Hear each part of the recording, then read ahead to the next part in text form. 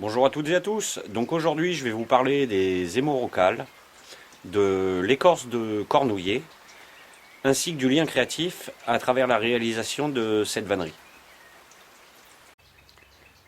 Donc l'hémorrhocale, hémorrhocalis en latin, va fleurir de mai à août. Ça fait des petites fleurs en trompette. Alors ça peut être orange, jaune, rouge. Je récolte les feuilles ici. Voilà. Généralement fin août, début septembre, avant qu'elles sèchent complètement, je les mets en petites bottes. Comme ici. Voilà. Ça, c'est une botte de séchage. Je les mets à sécher à l'ombre pour garder des nuances de couleur. Voilà. Même si c'est assez homogène, plus homogène que les iris, on a quand même des petites variantes de couleurs. Voilà. Donc c'est très intéressant. Donc on peut voir la différence quand même avec des feuilles d'iris hein, qui sont nettement plus larges, plus épaisses.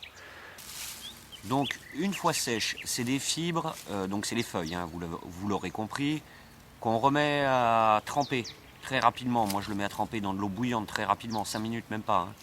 Ensuite je les sèche un petit peu et je les garde pendant tout le travail de la journée dans un linge humide. On s'en sert pour faire des ficelles. Alors ça, vous avez les vidéos hein, sur la chaîne Ficelles de Jon, c'est le même principe. On peut faire des chapeaux, on peut faire ce genre de vannerie, des vanneries en nappe, voilà, avec ça. Donc l'avantage de l'hémorrhocale, comparé à la feuille d'iris ou aux autres ficelles, surtout la ficelle de clématite qui est assez rêche, c'est que là je vais m'en servir pour faire une ficelle pour cette vannerie en nappe d'écorce de cornouiller, c'est qu'elle est plus douce cette fibre. Donc comme ça va être au contact de la peau, la bandoulière qui va être là, c'est quand même nettement plus agréable. On peut s'en servir pour faire des petits bracelets, des bijoux, des colliers. C'est une fibre qui est plus douce, plus facile à travailler, plus fine. C'est le gros avantage de l'hémorrhocale. Et quand vous avez un bouquet comme ici, là, ça fait 1 mètre carré, il y a déjà de quoi faire. On peut bien sûr faire des paillassous avec. Hein. On peut la travailler en tauron, on peut la travailler en ficelle. À partir du moment où on a un tauron, on peut le coudre, comme les paillassous classiques pour lever la pâte à pain. Mais on peut les coudre pour faire des chapeaux, pour faire des contenants, pour faire un cabas pour aller à la plage, pour faire une boîte ronde avec un petit capot. On pourrait faire imaginer une hotte, même si ce n'est pas la fibre la plus adaptée. Elle n'est pas assez solide, je partirais plus sur du carex ou de la massette, voire du jonc des tonneliers pour faire une hotte souple. On pourrait faire un carquois, on pourrait faire beaucoup de choses. Voilà, donc c'est une fibre très intéressante, facile à trouver dans les jardins, en grosse quantité. Voilà, donc récolte fin août, début septembre, ça dépend des régions. Avant qu'elle jaunisse, c'est le même principe que l'iris. J'ai déjà fait une vidéo sur les feuilles d'iris. Donc l'hémorrhocale. Hémorrhocalis, liliacée, c'est cette fleur-là. Voilà. Là, c'est un jaune. Couramment, c'est bleu ou orange. Voilà. Et ça fait à peu près 1 mètre de haut, hein, la tige florale. Très belle fleur, d'ailleurs. Selon. Voilà. Alors, j'en profite aussi pour vous présenter le travail sur l'écorce de cornouiller. Les tiges faisaient entre 3 et 5 cm de diamètre. C'était la première fois que je travaillais cette écorce. Elle est très intéressante. Elle a ce côté rustique au niveau esthétique, un peu rugueux visuellement. Par contre, elle est souple, elle ne casse pas, elle est résistante, très peu de rétraction. Là, la vannerie est sèche, c'était totalement serré. Il y a peu de rétraction, il y a peu d'enroulement. Hein, on voit bien, je vais essayer de vous montrer ça. Voilà. En séchant, ça s'enroule peu.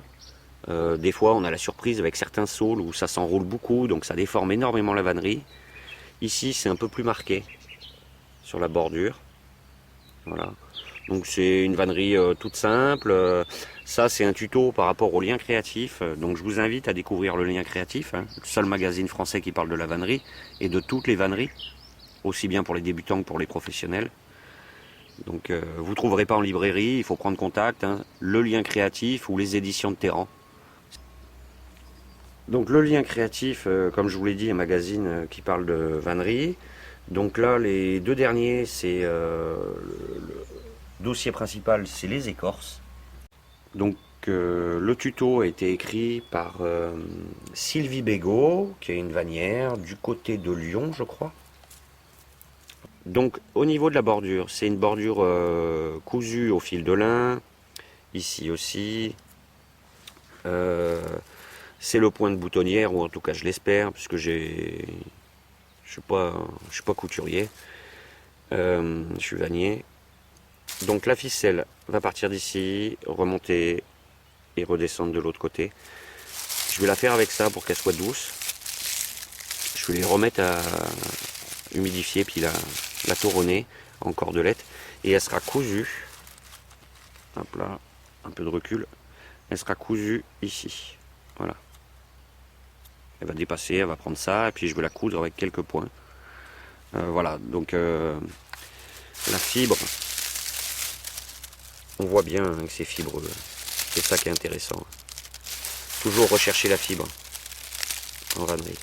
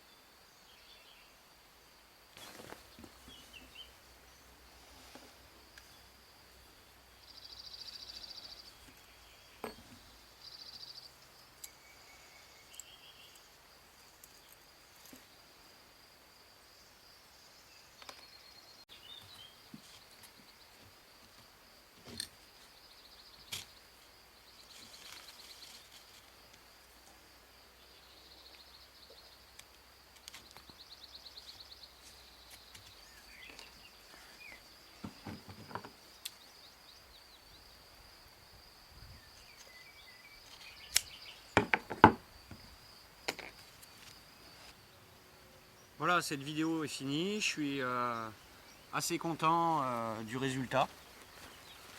Hein? Voilà, c'est l'avantage, c'est que je peux le porter en bandoulière, soit sur le côté, soit carrément de face, donc pour m'en servir de panier de cueillette. Voilà, donc assez facile à faire. C'est intéressant. Donc si vous voulez plein de tutos comme ça dans le même style, n'hésitez pas vraiment, hein, investissez, prenez un abonnement au lien créatif, voire 2 abonnements, comme ça vous êtes tranquille pour 2 ans. Il y a plein de tutos comme ça, c'est abordable à faire. Même si vous n'avez jamais fait de vannerie, c'est très bien expliqué à chaque fois, hein. Voilà, si vous voulez découvrir la vannerie ou faire des stages, hein, bien sûr, hein, soit chez moi, soit chez d'autres vanniers, hein, il n'y a pas de... Voilà.